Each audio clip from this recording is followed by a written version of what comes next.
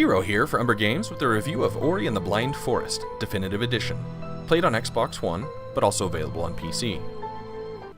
Ori and the Blind Forest has been out for digital download exclusively on Xbox One for quite some time, and I've been pretty interested since its announcement a couple years ago, but when I see an indie game released as a physical copy for a reasonable price, I'll admit, I tend to jump pretty immediately on it. After doing a little research, I found the Definitive Edition of Ori and the Blind Forest includes an entirely new area, as well as 2 new abilities for Ori.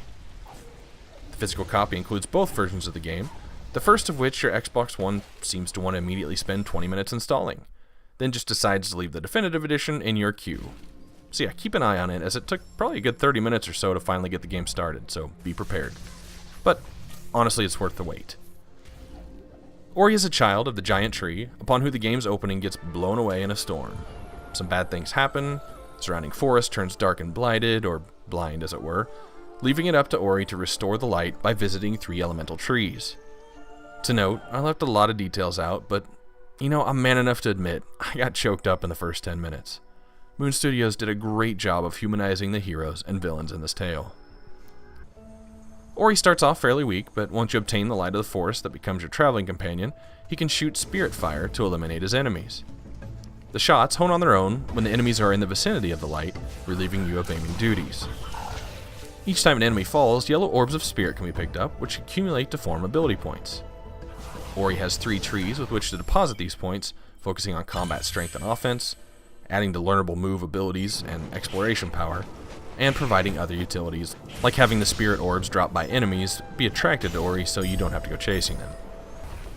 Ori learns new abilities by finding designated trees of spirits like him that have died out in the wilderness, each possessing their own gift. These include a lot of familiar staples of the genre like a butt stomp and double jump, but also include one new navigational power that I'm not sure I've ever really seen before. Moon Studios chose to call it a bash, which seems a little misnamed to me, but with it, Ori can fly off of enemies and most projectiles while in the middle of the air, sending him the way of the arrow and whatever he bashed in the opposite direction.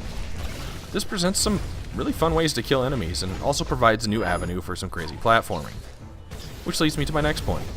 Ori and the Blind Forest is very heavy on the platforming, and the controls just feel like they've been so perfectly honed for it.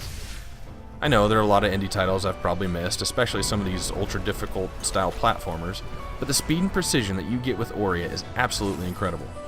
There are a couple areas where you have to move quickly as the ground behind you becomes uninhabitable, and the wall jumps with double jumps and burst jump with the bash move just provide times of really feeling like a badass, dodging dangers left and right and up and down at a very high speed.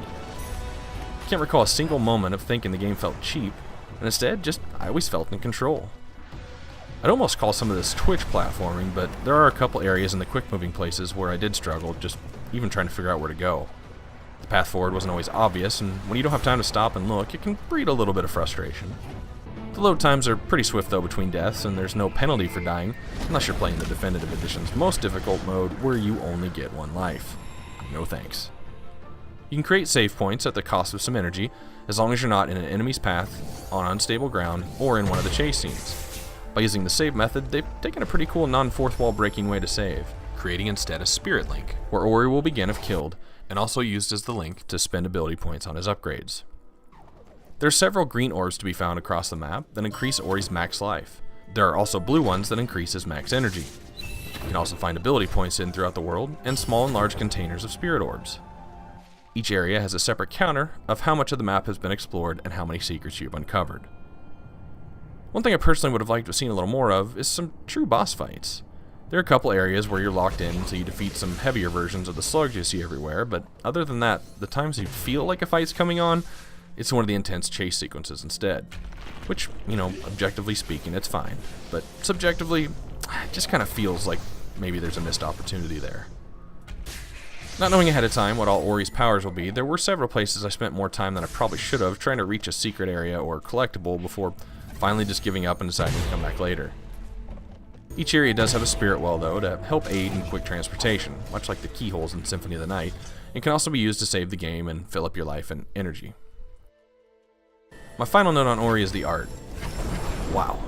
The use of light, the detail, these hand-painted looking backgrounds, the creepiness added by the foregrounds, Ori and the Blind Forest is absolutely beautiful.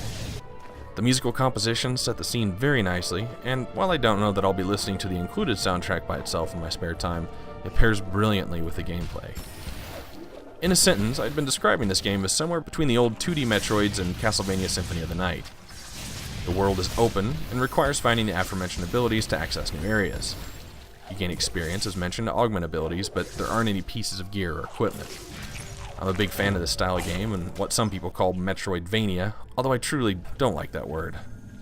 I've noticed some hate in recent times for the style, especially when a developer that normally pushes out AAA 3D titles decides to do something like this. I'm of the opinion we didn't have enough of this style of game back in the 2D era, so using this generation of technology to make ever increasingly great ones is still awesome to me. I believe there's still a market for it too, even if it's just us old school gamers, especially with this amount of polish. I'm still waiting for the game like this that takes us 40 hours to complete as opposed to Ori's 7 or so completion and 11-ish for 100% completion, but you can keep titles coming like this all day. Rated as a 2D item procedural adventure game, Ori and the Blind Forest receives an 82 out of 100. This is Jiro for Umbra Games. Thanks for watching. 2D or 3D, adventure or platformer, I try and hit them all. Subscribe to receive notifications of new #objective reviews, or follow me on Twitter @UmbraGames.